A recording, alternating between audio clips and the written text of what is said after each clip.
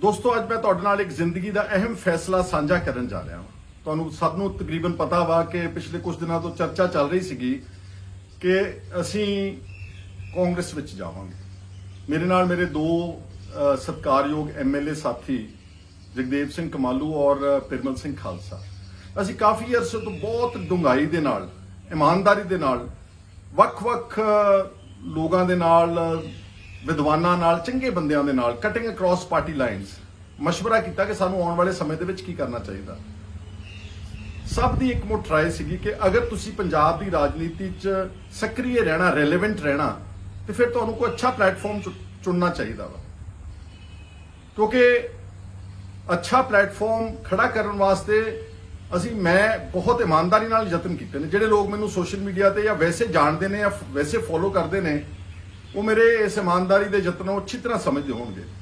जो 2019 की लोक सभा के नतीजे आए ना, तो मैं महसूस किया कि अज जिन्ने अच्छे लोग ने, हम ख्याल लोग ने, उन्होंने सारिਆਂ ਨੂੰ एक बार इकट्ठा करके देखिए जो पंजाब सेंट्रिक एक पंजाब की खेतरी फोर्स खड़ी हो सके। इसे ही मेरे गृह ते चंडीगढ़ विखे लगभग 7 तो 8 मीटिंगां, मैं हुण व्यक्तियों के नाम नहीं लेना चाहुंदा, तुसीं सारे जानते कि हम ख्याल लीडर कौन सीगे जिन्हां दे नाम आम तौर पर चर्चित रहे कि इन्हां लोकां नूं इकट्ठे होना चाहिए। पंजाब के हितैषी से जिहड़े लगातार 7-8 मीटिंगां कीतियां और बहुत कोशिश की कि आ जिहड़ियां छोटियां छोटियां पार्टियां आपां बना के बैठे हुए हैं, इन्हां सारिਆਂ नूं एक बार भंग कर दिओ, लोगों विच विश्वास पैदा करने वास्ते एक थां इकट्ठे हो जाइए और हले भी कोई अपनी पार्टी ना बनाओ। तुसीं एक बार आवाज़ लाओ सारे पंजाब के चंगे लोगों नूं कि जिहड़े भी लोग साडे नाल साथ देना चाहुंदे इस उपराले विच असीं उन्हां दा स्वागत करांगे। पर थोड़ा अफसोस ते दुख ना कहना पैंदा कि वो साडे एफर्ट्स जिहड़े सीगे वो सिरे नहीं चढ़ सके। मैं किसी नूं कोई दोष भी नहीं देना चाहुंदा, उहदे विच मैं अपने आप नूं भी दोषी समझदा वां, पर साडा जिहड़ा एक वो पंजाब सेंट्रिक एक रीजनल फोर्स खड़ी करन दा जिहड़ा सुपना सीगा वो सिरे ना चढ़ सकिया। इस करके सानूं यह फैसला ये जिहड़ा लेना पिया कांग्रेस ज्वाइन करन दा, और ये कांग्रेस ज्वाइन एवं नहीं कर ली। मैनूं पता वा कि कुछ लोगों को इहदे नाल शायद उन्होंने अच्छा ना लगे, पर मेरी थोड़ी दलील अच्छी तरह सुन के फिर तुसीं अपना मन बनाना। कांग्रेस ज्वाइन करने का फैसला प्रमुख कारण जिहड़ा है उहदे च इह भी आ कि मैं जदों 2015 च कांग्रेस छड्ड के आम आदमी पार्टी च गया सी ना, मैं अरविंद केजरीवाल की कार्यशैली और जिहड़ी उन्हां दे गल करन दा अंदाज सीगा ते जो उन्होंने वायदे कीते इस देश की राजनीति विच एक क्वालिटेटिव चेंज लियाउण दा, मैं उहदे नाल प्रभावित सीगा और मैं अनकंडीशनल पार्टी ज्वाइन की उदों 2015 के दिसंबर के विच। लेकिन मैंने बड़े दुख ना कहना पैंदा कि जदों उत्थे जाके माहौल देखा तो उन्होंने पार्टी नूं पूरी तरह जकड़िया होया सीगा। मेरा एक बहुत अच्छा दोस्त है, वो पत्रकार है, बड़ा सीनियर, उसका नाम तो नहीं मैं लै सकता। उन्हें मैंने 2017 की इलैक्शन तो काफ़ी 4-5 महीने पहला कहता कि हुण तुहाडी सरकार आम आदमी पार्टी की पंजाब च नहीं बनेगी। मैं क्यों नहीं बनेगी? कहता केजरीवाल दे कोल 2 राह ने, या तो वो पार्टी के उत्ते कब्जा करके बैठ जाए तो या वो सरकार बना ले।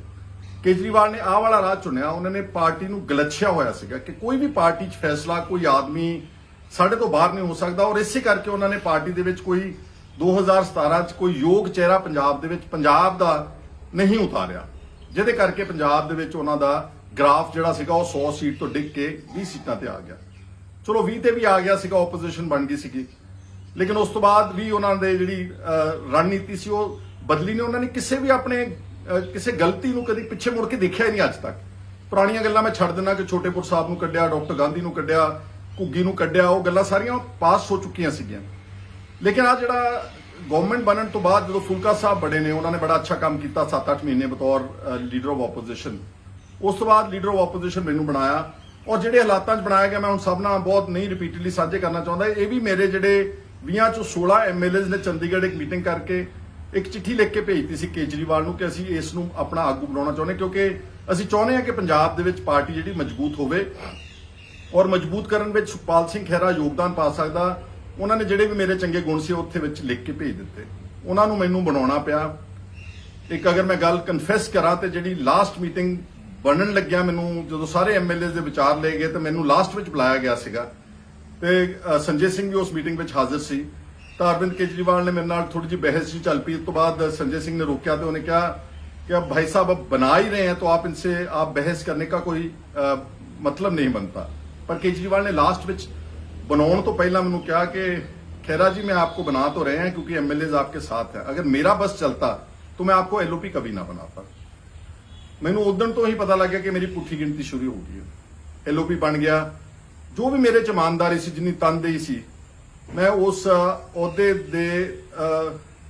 दे फर्ज निभाने शुरू कर दिते। दोस्तों जिहड़ा तुहानूं लगदा ना कि एलओपी जिहड़ा जी बड़ा सुखाला जा अहुदा वा, ਇਹ ਗੱਡੀਆਂ ਮੋਟਰਾਂ ਤੇ ਕੋਠੀਆਂ ਮਿਲਦੀਆਂ ਨੇ, ਕੁਝ ਲੋਕ ਇਹਨੂੰ ਕੁਰਸੀ ਨਾਲ ਜੋੜਦੇ ਨੇ, ਇਸ ਤਰ੍ਹਾਂ ਨਹੀਂਗਾ। ਜੇ ਤਾਂ ਤੁਸੀਂ ਇਹਨੂੰ ਆਰਾਮ ਪ੍ਰਸਤੀ ਦੇ ਨਾਲ ਕੱਟਣਾ, ਜਿੱਦਾਂ ਪਹਿਲਾਂ ਤੁਰੀ ਆਉਂਦੀ ਸੀ ਰਵਾਇਤ, ਫਿਰ ਇਹ ਆਰਾਮ ਪ੍ਰਸਤੀ ਵਾਲਾ ਉਹਦਾ ਹੈਗਾ ਵਾ। ਪਰ ਮੈਂ ਇਸ ਨੂੰ ਆਪਣੀ ਇੱਕ ਪ੍ਰੋਪਰ ਜ਼ਿੰਮੇਵਾਰੀ ਸਮਝਦੇ, ਆਪਣਾ ਫਰਜ਼ ਸਮਝਦੇ, ਮੈਂ ਇੱਕ ਵਿਰੋਧੀ ਧਿਰ ਦੇ ਲੀਡਰ ਦਾ ਜਿਹੜਾ ਰੋਲ ਸੀਗਾ ਉਹ ਆਪਣੇ ਵੱਲੋਂ ਪੂਰੀ ਸ਼ਿੱਦਤ ਦੇ ਨਾਲ ਨਿਭਾਇਆ। ਤੁਹਾਨੂੰ ਸਭ ਨੂੰ ਪਤਾ, ਇਹਦੇ ਬਾਰੇ ਮੈਂ ਆਪਣੀ ਕੋਈ ਵਜਾਹਤ ਨਹੀਂ ਕਰ ਰਿਹਾ। ਔਰ ਉਹਦੇ ਵਿੱਚ ਇੱਕ ਇਹੋ ਜਿਹਾ ਮੌਕਾ ਆਇਆ ਕਿ ਮਾਫੀਆ ਦਾ ਬੜਾ ਵੱਡਾ ਮਾਈਨਿੰਗ ਮਾਫੀਆ ਦਾ ਸਕੈਂਡਲ ਉੱਠਿਆ, ਉਹਦੇ ਵਿੱਚ ਇੱਕ ਮਿਨਿਸਟਰ ਨੂੰ ਅਸਤੀਫਾ ਦੇਣਾ ਪਿਆ। ਉਸ ਮਿਨਿਸਟਰ ਨੇ ਆਪਣੀ ਸ਼ਕਤੀ ਦਾ ਦੁਰਉਪਯੋਗ ਕਰਕੇ ਮੇਰੇ ਖਿਲਾਫ ਫਾਜ਼ਿਲਕਾ ਦੇ ਵਿੱਚ ਜਾ ਕੇ ਇੱਕ 2015 ਦਾ ਪੁਰਾਣਾ ਮੁਕੱਦਮਾ ਸੀ, ਉਹਦੇ ਚ 2017 ਚ ਮੇਰਾ ਉਸ ਐਨਡੀਪੀਐਸ ਡਰੱਗਸ ਦੇ ਕੇਸ ਵਿੱਚ ਨਾਮ ਜੋੜ ਦਿੱਤਾ। ਉਸ ਕੇਸ ਵਿੱਚ ਦੋਸਤੋ 20 ਸਾਲ ਲੋਕਾਂ ਨੂੰ ਕੈਦ ਹੋਈ ਆ। ਮੈਨੂੰ ਚਲੋ ਪਰਮਾਤਮਾ ਵਾਹਿਗੁਰੂ ਦੀ ਕਿਰਪਾ ਦੇ ਨਾਲ ਸੁਪਰੀਮ ਕੋਰਟ ਆਫ ਇੰਡੀਆ ਨੇ ਮੈਨੂੰ ਉਹਦੇ ਵਿੱਚ ਸਟੇ ਦੇ ਦਿੱਤਾ। ਇਸ ਤੋਂ ਥੋੜਾ ਜਿਹਾ ਪਿੱਛੇ ਅੱਗੇ ਚੱਲ ਜੀਏ, ਉਹਦੇ ਨੇੜੇ ਤੇੜੇ ਅਰਵਿੰਦ ਕੇਜਰੀਵਾਲ ਨੇ ਬਿਕਰਮ ਮਜੀਠੀਆ ਤੋਂ ਮਾਫੀ ਮੰਗ ਲਈ ਸੀਗੀ। ਸਭ ਨੇ ਬੜਾ ਸ਼ੋਰ ਮਚਾਇਆ, ਸਭ ਨੇ ਅਪੋਜ਼ ਕੀਤਾ, ਮੈਂ ਵੀ ਉਸ ਨੂੰ ਅਪੋਜ਼ ਕੀਤਾ ਕਿ ਗਲਤ ਕੰਮ ਕੀਤਾ ਵਾ, ਇਹਦੇ ਨਾਲ ਲੋਕਾਂ ਦਾ, ਪਾਰਟੀ ਦਾ ਮਨੋਬਲ ਡਿੱਗਿਆ ਵਾ। ਹੁਣ ਉਹ ਤਾਂ ਮਾਫੀ ਮੰਗ ਕੇ ਤੇ ਨਿਕਲ ਗਏ, ਲੇਕਿਨ ਮੈਂ ਜਿਹੜਾ ਸਰਕਾਰ ਦੇ ਨਾਲ ਮੱਥਾ ਲਾਇਆ ਸੀਗਾ 2017-18 ਵਿੱਚ ਬਤੌਰ ਲੀਡਰ ਆਫ ਆਪੋਜੀਸ਼ਨ, ਮੈਂ ਤਾਂ ਉਹ ਐਨਡੀਪੀਐਸ ਦਾ ਕੇਸ ਅੱਜ ਵੀ ਭੁਗਤ ਰਿਹਾ ਵਾਂ। ਔਰ ਤੁਹਾਨੂੰ ਅੱਛੀ ਤਰ੍ਹਾਂ ਮੈਂ ਯਾਦ ਕਰਾਉਣਾ ਚਾਹੁੰਦਾ ਕਿ ਜਿਹੜੇ ਹੁਣ ਐਨਫੋਰਸਮੈਂਟ ਡਾਇਰੈਕਟੋਰੇਟ ਈਡੀ ਨੇ ਜਿਹੜੇ ਮੇਰੇ ਘਰ ਤੇ ਛਾਪੇ ਮਾਰੇ ਨੇ, ਔਰ ਮੇਰੇ ਬੇਟੀ ਦੇ ਵੀ ਘਰ ਨੂੰ ਸਪੇਅਰ ਨਹੀਂ ਕੀਤਾ ਦਿੱਲੀ, ਉਹਨਾਂ ਦੀ ਸ਼ਾਦੀ ਵੀ ਬਾਅਦ ਵਿੱਚ ਹੋਈ ਉਸ ਮੁਕੱਦਮੇ ਤੋਂ। ਉਹ ਜਿਹੜੇ ਈਡੀ ਦੇ ਰੇਡ ਨੇ ਉਹ ਇਸੇ ਹੀ ਪੋਲਿਟਿਕਸ ਨਾਲ ਕਨੈਕਟਡ ਨੇ। ਅਗਰ ਮੈਂ ਵੀ ਮਾਫੀ ਮੰਗ ਕੇ ਨਿਕਲ ਜਾਂਦਾ ਤੇ ਮੇਰੇ ਤੇ ਨਾ ਐਨਡੀਪੀਐਸ ਦਾ ਕੇਸ ਹੋਣਾ ਸੀਗਾ ਫਾਜ਼ਿਲਕਾ ਵਾਲਾ, ਤੇ ਨਾ ਮੇਰੇ ਖਿਲਾਫ ਈਡੀ ਨੇ ਕੋਈ ਰੇਡ ਕਰਨੇ ਸੀਗੇ।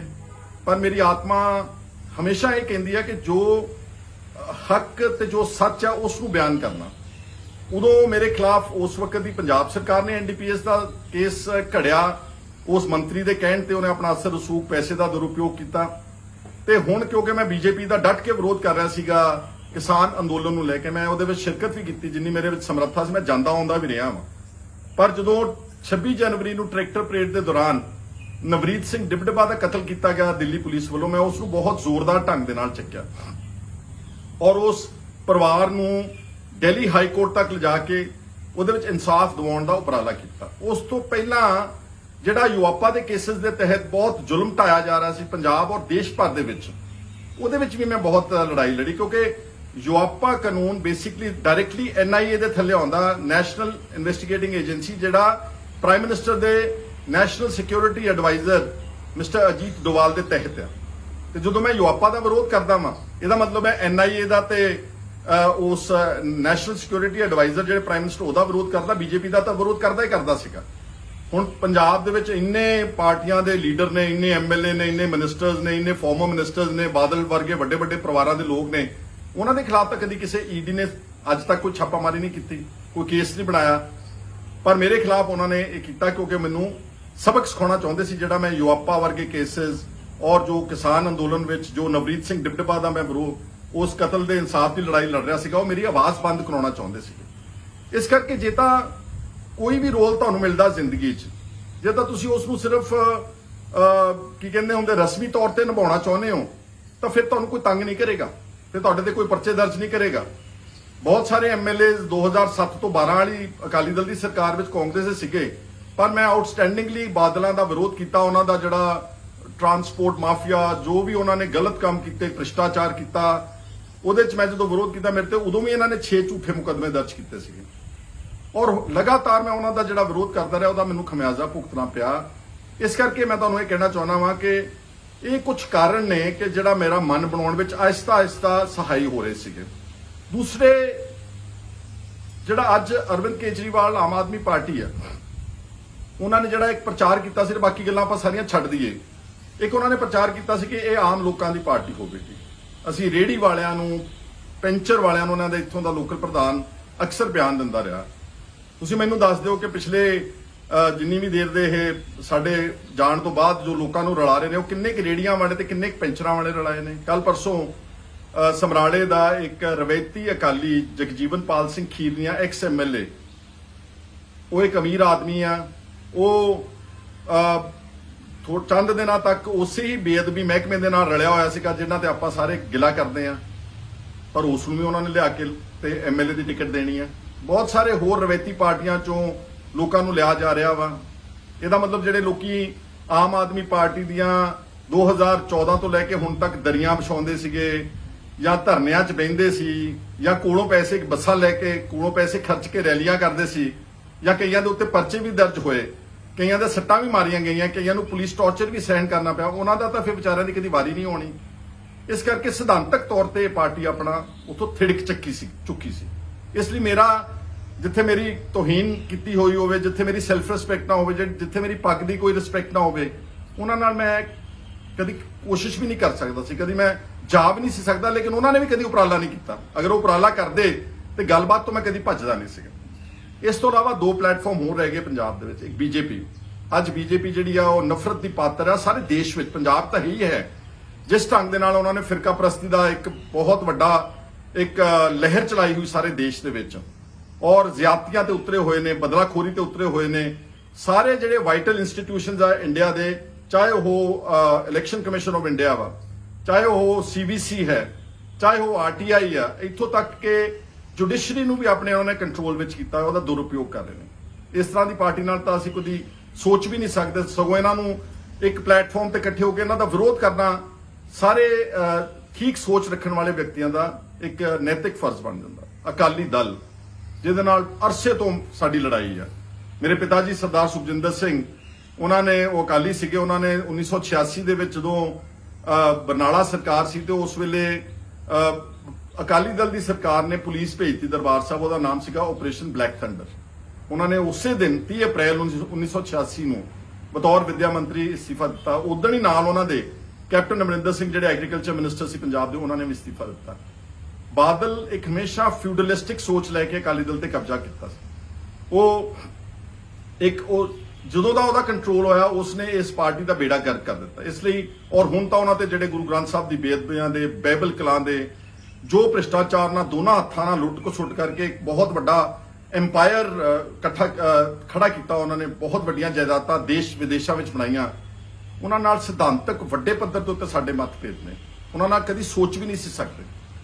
ਇਸ ਲਈ ਮੈਂ ਕਿਸ ਪਲੇਟਫਾਰਮ ਤੇ ਜਾਂਦਾ, ਮੇਰਾ ਆਪਣਾ ਹਲਕਾ ਭੁਲੱਥ, ਜਿੱਥੇ ਅੱਧੀ ਸਦੀ ਤੋਂ ਸਾਡੇ ਨਾਲ ਲੋਕ ਜੁੜੇ ਨੇ, ਅੱਧੀ ਸਦੀ ਤੋਂ। ਪਹਿਲੀ ਇਲੈਕਸ਼ਨ ਮੇਰੇ ਪਿਤਾ ਜੀ ਨੇ 1972 ਦੇ ਵਿੱਚ ਸ਼੍ਰੋਮਣੀ ਅਕਾਲੀ ਦਲ ਦੀ ਟਿਕਟ ਦੇ ਉੱਤੇ ਉਸ ਹਲਕੇ ਭੁਲੱਥ ਤੋਂ ਲੜੀ ਸੀ। ਅੱਜ 50 ਸਾਲ ਹੋਣ ਜਾ ਰਹੇ ਨੇ। 50 ਸਾਲਾਂ ਦੇ ਲੋਕ ਜਿਹੜੇ ਸਾਡੇ ਨਾਲ ਜੁੜੇ ਨੇ, ਉਹਨਾਂ ਦਾ ਮੇਰੇ ਤੇ ਬਹੁਤ ਪ੍ਰੈਸ਼ਰ ਪਿਛਲੇ ਸਾਲ, 1.5 ਸਾਲ ਤੋਂ, ਕਿ ਤੁਸੀਂ ਬਹੁਤ ਕੋਸ਼ਿਸ਼ ਕੀਤੀ, ਤੁਸੀਂ ਹਰ ਮੁਮਕਿਨ ਯਤਨ ਕਰਕੇ ਦੇਖ ਲਿਆ, ਪਰ ਜੇ ਚੋਣ ਪ੍ਰਣਾਲੀ ਵਿੱਚ ਰੈਲੇਵੈਂਟ ਰਹਿਣਾ ਚਾਹੁੰਦੇ ਹੋ, ਜੇ ਸਾਡੀ ਮਦਦ ਕਰਨਾ ਚਾਹੁੰਦੇ ਹੋ, ਜੇ ਪੰਜਾਬ ਦੇ ਇਸ਼ੂਜ਼ ਉਠਾਉਣਾ ਚਾਹੁੰਦੇ ਹੋ, ਤਾਂ ਫਿਰ ਤੁਹਾਨੂੰ ਕਾਂਗਰਸ ਜੁਆਇਨ ਕਰਨੀ ਚਾਹੀਦੀ ਹੈ। ਤੁਸੀਂ ਜਾ ਕੇ ਭੁਲੱਥ ਵਿੱਚ ਬੱਚੇ ਤੋਂ ਤਸਦੀਕ ਕਰ ਸਕਦੇ ਹੋ। ਇਸ ਲਈ ਮੈਂ ਉਹਨਾਂ ਦੇ ਜਜ਼ਬਾਤਾਂ ਦੀ ਵੀ ਕਦਰ ਕਰਨੀ ਆ ਨਾ, ਕਿਉਂਕਿ ਕੁਝ ਲੋਕ ਸੋਸ਼ਲ ਮੀਡੀਆ ਤੇ ਬੈਠ ਕੇ ਬੜਾ ਸੌਖਾ ਕਮੈਂਟ ਕਰਨਾ, ਕਿਸੇ ਨੂੰ ਕੰਡੈਮ ਕਰਨਾ, ਕਿਸੇ ਨੂੰ ਗਾਲਾਂ ਕੱਢਣੀਆਂ, ਪਰ ਜਿਹੜੇ ਲੋਕ ਮੈਨੂੰ ਵੋਟ ਪਾ ਕੇ ਨਵਾਜ ਕੇ ਪੰਜਾਬ ਦੀ ਵਿਧਾਨ ਸਭਾ 'ਚ ਭੇਜਦੇ ਨੇ, ਜਿਨ੍ਹਾਂ ਦੇ ਕਰਕੇ ਮੇਰੀ ਆਵਾਜ਼ ਦੀ ਕੋਈ ਕੀਮਤ ਬਣਦੀ ਆ, ਮੈਂ ਉਹਨਾਂ ਦੀ ਗੱਲ ਵੀ ਅੱਖੋਂ ਪਰੋਖੇ ਨਹੀਂ ਸੀ ਕਰ ਸਕਦਾ। ਇਸ ਕਰਕੇ ਮੈਂ ਉਹਨਾਂ ਦੇ ਵੀ ਗੱਲ ਸੁਣੀ। ਸਾਰਾ ਕੁਝ ਸੋਚਣ ਤੋਂ ਬਾਅਦ, ਸਮਝਣ ਤੋਂ ਬਾਅਦ, ਸੁਣਨ ਤੋਂ ਬਾਅਦ, ਵਿਚਾਰਨ ਤੋਂ ਬਾਅਦ ਇਹ ਮੈਂ ਬੜੇ ਧੀਰਜ ਨਾਲ ਇਹ ਫੈਸਲਾ ਲਿਆ ਵਾ, ਔਰ ਮੈਂ ਆਪਣੇ ਸਾਥੀਆਂ ਦੇ ਨਾਲ ਅਸੀਂ ਕਾਂਗਰਸ ਪਾਰਟੀ ਜੁਆਇਨ ਕਰਨ ਜਾ ਰਹੇ ਹਾਂ। ਜੁਆਇਨ ਕਰ ਲਈ ਸਮਝ ਲਓ।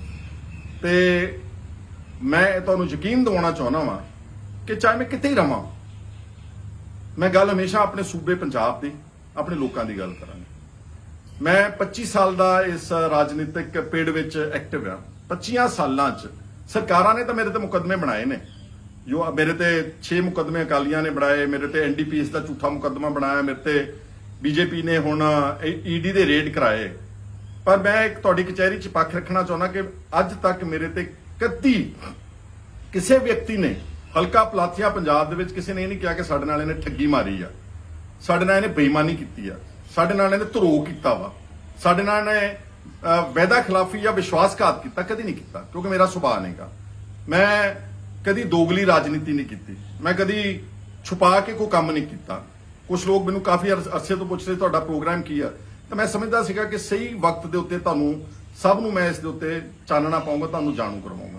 ਇਸ ਲਈ ਮੇਰੇ ਸਤਿਕਾਰਯੋਗ ਵੀਰੋ, ਭੈਣੋ, ਭਰਾਓ, ਬਜ਼ੁਰਗੋ, ਮਾਤਾਓ, ਜਿੱਥੇ ਵੀ ਤੁਸੀਂ ਬੈਠੇ ਹੋ ਦੁਨੀਆ ਭਰ ਦੇ ਵਿੱਚ, ਮੈਂ ਤੁਹਾਨੂੰ ਇਹ ਫਿਰ ਭਰੋਸਾ ਦਿਵਾਉਣਾ ਚਾਹੁੰਦਾ ਕਿ ਮੈਂ ਰਹਾਂ ਚਾਹੇ ਕਿਤੇ, ਪਰ ਮੇਰਾ ਦਿਲ ਜਿਹੜਾ ਹੈ ਉਹ ਆਪਣੇ ਸੂਬੇ, ਆਪਣੇ ਲੋਕਾਂ ਵਾਸਤੇ ਹਮੇਸ਼ਾ ਧੜਕਦਾ ਰਹੇਗਾ। ਔਰ ਮੈਂ ਹਲਕਾ ਭਲੱਤ ਦੇ ਲੋਕਾਂ ਨੂੰ ਵੀ ਯਕੀਨ ਦਿਵਾਉਣਾ ਚਾਹੁੰਦਾ, ਮੇਰੇ ਤੋਂ ਜ਼ਿੰਦਗੀ 'ਚ ਗਲਤੀਆਂ ਹੋਈਆਂ ਹੋਣਗੀਆਂ, ਪੰਜਾਬ ਦੇ ਲੋਕਾਂ ਨੂੰ ਵੀ ਕਹਿਣਾ ਚਾਹੁੰਦਾ, ਮੈਨੂੰ ਇਹ ਪੋਲੀਟੀਕਲ ਫੈਸਲੇ ਲੈਣ ਵਿੱਚ ਕੋਈ ਮੇਰੇ ਤੋਂ ਗਲਤੀ ਹੋਈ ਹੋਵੇਗੀ, ਕਿਉਂਕਿ ਮੈਂ ਪ੍ਰੋਫੈਸ਼ਨਲ ਪੋਲੀਟੀਸ਼ੀਅਨ ਨਹੀਂਗਾ, ਮੇਰਾ ਧੰਦਾ ਨਹੀਂ ਸੀਗਾ। ਮੈਨੂੰ ਤਾਂ ਇਸ ਪੋਲੀਟੀਕਲ ਲਾਈਨ ਵਿੱਚ ਬਾਈ ਡਿਫਾਲਟ ਆਉਣਾ ਪਿਆ, ਕਿਉਂਕਿ ਮੇਰੇ ਪਿਤਾ ਜੀ ਉਸ ਵਕਤ ਲੰਬੀਆਂ ਡਿਟੈਂਸ਼ਨਾਂ ਚੱਲ ਰਹੇ ਸੀਗੇ। ਨੈਸ਼ਨਲ ਸਿਕਿਉਰਿਟੀ ਐਕਟ ਵਿੱਚ ਐਮਰਜੈਂਸੀ ਤੋਂ ਲੈ ਕੇ ਸਾਲ ਡੇਢ ਸਾਲ ਉਹਨਾਂ ਨੂੰ ਨਜ਼ਰਬੰਦ ਕੀਤਾ ਜਾਂਦਾ ਸੀ। ਮੈਂ ਕਿਉਂਕਿ ਉਹਨਾਂ ਦਾ ਇਕੱਲਾ ਪੁੱਤਰ ਸੀ, ਮੈਨੂੰ ਉੱਥੇ ਹਲਕੇ ਦੇ ਵਿੱਚ ਰਹਿਣਾ ਪਿਆ। ਮੈਂ ਤਾਂ ਸਗੋਂ ਬਹੁਤ ਕੁਝ ਇਹਦੇ ਵਿੱਚ ਨੁਕਸਾਨ ਚੱਲਿਆ, ਘਾਟਾ ਖਾਦਾ। ਮੈਂ ਕਦੀ ਕੋਈ ਗੈਰ ਕਾਨੂੰਨੀ ਕੰਮ, ਕੋਈ ਕਰਪਸ਼ਨ, ਕੋਈ ਭ੍ਰਿਸ਼ਟਾਚਾਰ ਕਦੀ ਨਹੀਂ ਕੀਤੀ। ਇਸ ਲਈ ਮੈਂ ਤੁਹਾਨੂੰ ਕਹਿਣਾ ਚਾਹੁੰਦਾ ਵਾਂ ਕਿ ਮੇਰੇ 'ਚ 100 ਉਣਤਾਈਆਂ ਹੋ ਸਕਦੀਆਂ ਨੇ, ਪਰ ਮੈਂ ਆਪਣੇ ਲੋਕਾਂ ਦੇ ਪ੍ਰਤੀ ਕਦੀ ਕੋਈ ਨਾ ਬੇਵਫਾ ਵਾਂ, ਨਾ ਮੈਂ ਕੋਈ ਉਹਨਾਂ ਦੇ ਮਤਲਬ ਕਦੀ ਭੈੜੀ ਸੋਚ ਰੱਖ ਸਕਦਾ, ਨਾ ਮੈਂ ਕਿਸੇ ਦੇ ਨਾਲ ਕੋਈ ਬੇਈਮਾਨੀ ਕੀਤੀ ਆ। ਇਸ ਲਈ ਸਭ ਨੂੰ ਮੇਰੀ ਹੱਥ ਜੋੜ ਕੇ ਨਿਮਰਤਾ ਨਾਲ ਬੇਨਤੀ ਆ ਕਿ ਜਿਨ੍ਹਾਂ ਨੂੰ ਨਹੀਂ ਵੀ ਚੰਗਾ ਲੱਗਿਆ, ਕੋਈ ਗੱਲ ਨਹੀਂ ਕਿ ਸਾਰਿਆਂ ਨੂੰ ਆਪਾਂ, ਕੋਈ ਵੀ ਆਦਮੀ 100 ਕਲਾ ਸੰਪੂਰਨ ਨਹੀਂ ਹੋ ਸਕਦਾ, ਕੋਈ ਵੀ ਆਦਮੀ ਸਭ ਨੂੰ ਖੁਸ਼ ਨਹੀਂ ਕਰ ਸਕਦਾ। ਜਿਹੜੇ ਮੇਰੇ ਫੈਸਲੇ ਨਾਲ ਸਹਿਮਤ ਨਹੀਂ ਗਏ ਉਹਨਾਂ ਦਾ ਵੀ ਮੈਂ ਸ਼ੁਕਰੀਆ ਅਦਾ ਕਰਦਾ, ਤੇ ਜਿਹੜੇ ਮੇਰੇ ਫੈਸਲੇ ਨਾਲ ਸਹਿਮਤ ਨੇ ਮੈਂ ਉਹਨਾਂ ਨੂੰ ਯਕੀਨ ਦਿਵਾਉਣਾ ਚਾਹੁੰਦਾ ਕਿ ਆਉਣ ਵਾਲੇ ਸਮੇਂ 'ਚ ਮੈਂ ਕਿਤੇ ਵੀ ਰਵਾਂ, ਕਾਂਗਰਸ ਦੇ ਪਲੇਟਫਾਰਮ ਤੇ ਰਹਿ ਕੇ ਮੈਂ ਆਪਣੇ ਪੰਜਾਬ ਦੀ, ਆਪਣੇ ਹਕੂਕ ਦੀ ਹਮੇਸ਼ਾ ਗੱਲ ਕਰਦਾ ਰਹੂੰਗਾ। ਔਰ ਜਿਹੜੇ ਇਹ ਨਲਾਇਕ ਲੋਕ ਜਿਨ੍ਹਾਂ ਨੇ ਗੁਰੂ ਗ੍ਰੰਥ ਸਾਹਿਬ ਦੀ ਬੇਅਦਬੀਆਂ ਕੀਤੀਆਂ, ਪੰਜਾਬ ਨੂੰ ਦੋਨਾਂ ਹੱਥਾਂ ਨਾਲ ਲੁੱਟਿਆ, ਇਹਨਾਂ ਨੂੰ ਡੈਫੀਨਿਟਲੀ ਸਜ਼ਾ ਮਿਲਣੀ ਚਾਹੀਦੀ ਆ। ਕੈਪਟਨ ਅਮਰਿੰਦਰ ਸਿੰਘ ਨਾਲ 100 ਮੇਰੇ ਪੋਲੀਟੀਕਲ ਡਿਫਰੈਂਸਿਸ ਸੀਗੇ, 100। ਜਦੋਂ ਕੋਈ ਟਾਈਮ ਸੀਗਾ ਅਪੋਜ਼ ਕਰਨ ਦਾ, ਮੈਂ ਟਾਈਮ ਅਪੋਜ਼ ਵੀ ਕੀਤਾ, ਪਰ ਅੱਜ ਜਦੋਂ ਮੈਂ ਦੇਖਿਆ ਕਿ ਹੋਰ ਕੋਈ ਵਾਇਬਲ ਅਲਟਰਨੇਟਿਵ ਨਹੀਂ ਪੈਦਾ ਕਰ ਸਕੇ ਅਸੀਂ, ਤਾਂ ਮੈਂ ਸਮਝਦਾ ਕਿ ਮੈਨੂੰ ਫਿਰ ਉੱਥੇ ਜਾਣ ਦਾ ਫੈਸਲਾ ਕਰਨਾ ਪਿਆ। ਕੈਪਟਨ ਅਮਰਿੰਦਰ ਸਿੰਘ ਵਿੱਚ ਕੁਝ ਉਣਤਾਈਆਂ ਅਗਰ ਹਨ ਵੀ, ਪਰ ਇੱਕ ਗੱਲ ਯਾਦ ਰੱਖਿਓ ਕਿ ਜਦੋਂ ਪੰਜਾਬ ਦੀ ਗੱਲ ਆਈ 1984 ਦੇ ਵਿੱਚ ਦਰਬਾਰ ਸਾਹਿਬ ਤੇ ਹਮਲਾ ਹੋਇਆ ਸੀਗਾ, ਕੈਪਟਨ ਅਮਰਿੰਦਰ ਸਿੰਘ ਪਟਿਆਲੇ ਤੋਂ ਮੈਂਬਰ ਪਾਰਲੀਮੈਂਟ ਸੀ ਕਾਂਗਰਸ ਦੇ, ਇਹਨਾਂ ਨੇ ਉਸ ਵੇਲੇ ਅਸਤੀਫਾ ਦੇ ਦਿੱਤਾ ਸੀਗਾ। ਉਸ ਤੋਂ ਬਾਅਦ 1986 ਵਿੱਚ ਜਦੋਂ ਆਪਰੇਸ਼ਨ ਬਲੈਕ ਥੰਡਰ ਬਰਨਾਲਾ ਸਾਹਿਬ ਦੀ ਸਰਕਾਰ ਨੇ ਪੁਲਿਸ ਭੇਜੀ ਦਰਬਾਰ ਸਾਹਿਬ, ਇਹਨਾਂ ਨੇ ਬਤੌਰ ਐਗਰੀਕਲਚਰ ਮਿਨਿਸਟਰ ਫਿਰ ਅਸਤੀਫਾ ਦੇ ਦਿੱਤਾ। 2004 ਵਿੱਚ ਜਦੋਂ ਪਾਣੀਆਂ ਦਾ ਬਹੁਤ ਵੱਡਾ ਵਿਵਾਦ, ਆਪਣਾ ਪਾਣੀ ਲੈ ਚੱਲਾ ਸੀ ਹਰਿਆਣਾ, ਇਹਨਾਂ ਨੇ termination of agreements act pass ਕਰਕੇ ਪੰਜਾਬ ਦੀ ਵਿਧਾਨ ਸਭਾ ਦੇ ਵਿੱਚ ਇੱਕ ਵਾਰ ਪੰਜਾਬ ਦੇ ਪਾਣੀਆਂ ਨੂੰ ਫਿਰ ਬਚਾਇਆ। ਇਸੇ ਤਰ੍ਹਾਂ ਹੀ ਹੁਣ ਜਦੋਂ ਕਿਸਾਨਾਂ ਦਾ ਮੁੱਦਾ ਉੱਠਿਆ ਹੈ ਆਪਣੇ ਦੇਸ਼ ਵਿੱਚ, ਆਪਣੇ ਪੰਜਾਬ ਦੇ ਵਿੱਚ, ਉਹਨਾਂ ਨੇ ਪੰਜਾਬ ਦੀ ਵਿਧਾਨ ਸਭਾ ਵਿੱਚ ਤਿੰਨੇ ਕਾਨੂੰਨਾਂ ਨੂੰ ਅਮੈਂਡ ਕਰਕੇ ਇੱਕ ਠੋਸ ਰੈਜ਼ੋਲੂਸ਼ਨ ਇਸ ਕਾਨੂੰਨਾਂ ਦਾ, ਕਾਲੇ ਕਾਨੂੰਨਾਂ ਦਾ ਵਿਰੋਧ ਕਰਦਿਆਂ ਹੋਇਆਂ ਅਸੈਂਬਲੀ 'ਚ ਪਾਸ ਕਰਕੇ ਇਸ ਦਾ ਵੀ ਡਟਵਾਂ ਵਿਰੋਧ ਕੀਤਾ ਵਾ। ਮੈਂ ਜਿੱਦਾਂ ਕਿਹਾ ਕਿ ਹਰ ਆਦਮੀ ਕੋਈ 100% ਕਰੈਕਟ ਨਹੀਂ ਹੋ ਸਕਦਾ, ਪਰ ਬਾਈ ਐਂਡ ਲਾਰਜ ਅਗਰ ਆਪਾਂ ਇਹਨਾਂ ਦਿਨਾਂ ਵਿੱਚ ਦੇਖਾਂਗੇ ਤਾਂ I think that he is still one of the best leaders that Punjab has got. ਹੋ ਸਕਦਾ ਹਲੇ ਉਹਨਾਂ ਦੇ ਕੰਮ ਵਿੱਚ ਬਕਾਇਆ ਕੁਝ ਉਣਤਾਈਆਂ ਨੇ, ਕੰਮ ਕਰਨ ਵਾਲੇ ਨੇ। ਅਸੀਂ ਯਤਨ ਕਰਾਂਗੇ ਕਿ ਜਿੰਨੇ ਵੀ ਅਸੀਂ ਅਸੀਂ ਪੂਰਾ ਉਹਦੇ 'ਚ ਰੋਲ ਅਦਾ ਕਰਕੇ, ਤੇ ਜਿਹੜਾ ਖਾਸ ਤੌਰ ਤੇ ਮਸਲਾ ਬੇਅਦਬੀਆਂ ਦਾ, ਗੁਰੂ ਗ੍ਰੰਥ ਸਾਹਿਬ ਦਾ, ਬਾਈਬਲ ਕਲਾਂ ਦਾ ਲਟਕਦਾ ਹੁੰਦਾ, ਉਹਦੇ ਵਿੱਚ ਇਨਸਾਫ ਦਿਵਾਉਣ ਵਿੱਚ ਸਹਾਈ ਹੋਵਾਂਗੇ। ਸੋ ਤੁਹਾਡਾ ਸਾਰਿਆਂ ਦਾ ਮੇਰੇ ਨਾਲ ਬਣਨ ਵਾਸਤੇ ਤੁਹਾਡਾ ਸ਼ੁਕਰੀਆ। ਦੁਨੀਆ ਭਰ 'ਚ ਜਿਨ੍ਹਾਂ ਨੇ ਮੇਰਾ ਸਾਥ ਦਿੱਤਾ, ਜਿਨ੍ਹਾਂ ਨੇ ਮਦਦ ਕੀਤੀ, ਹਰ ਕਿਸਮ ਦੀ ਮੈਂ ਤੁਹਾਡਾ ਧੰਨਵਾਦ ਕਰਦਾ। ਮੈਂ ਹਮੇਸ਼ਾ ਨਹੀਂ ਰਹੂੰਗਾ, ਮੈਂ ਤੁਹਾਡਾ ਸਭ ਦਾ ਅਵੇਲੇਬਲ ਰਹੂੰਗਾ। ਇਹ ਨਹੀਂ ਕਿ ਮੈਂ ਕਦੀ ਭੱਜਿਆ ਨਹੀਂ, ਮੈਂ ਕਦੀ ਟੈਲੀਫੋਨ ਅਟੈਂਡ ਕਰਨ ਤੋਂ ਨਹੀਂ ਭੱਜਿਆ, ਮੈਂ ਸਭ ਨਾਲ ਗੱਲ ਕਰਦਾ, ਜਿੰਨੀ ਮੇਰੇ 'ਚ ਕੈਪੈਸਿਟੀ ਹੈ, ਗਾਂ ਵੀ ਮੈਂ ਇਸੇ ਤਰ੍ਹਾਂ ਹੀ ਕਰਦਾ ਰਹੂੰਗਾ। ਉਮੀਦ ਹੈ ਸਾਡੇ ਇਸ ਫੈਸਲੇ ਤੇ, ਜੋ ਅਸੀਂ 3 ਵਿਧਾਇਕ ਕਾਂਗਰਸ ਪਾਰਟੀ ਜੁਆਇਨ ਕਰ ਰਹੇ ਹਾਂ, ਤੁਸੀਂ ਇਸ ਫੈਸਲੇ ਦੇ ਨਾਲ ਸਹਿਮਤੀ ਵੀ ਪ੍ਰਗਟਾਓਗੇ, ਸਾਡੇ ਤੇ ਭਰੋਸਾ ਵੀ ਰੱਖੋਗੇ। ਤੁਹਾਡਾ ਸਾਰਿਆਂ ਦਾ ਬਹੁਤ ਬਹੁਤ ਸ਼ੁਕਰੀਆ, ਧੰਨਵਾਦ, ਥੈਂਕ ਯੂ।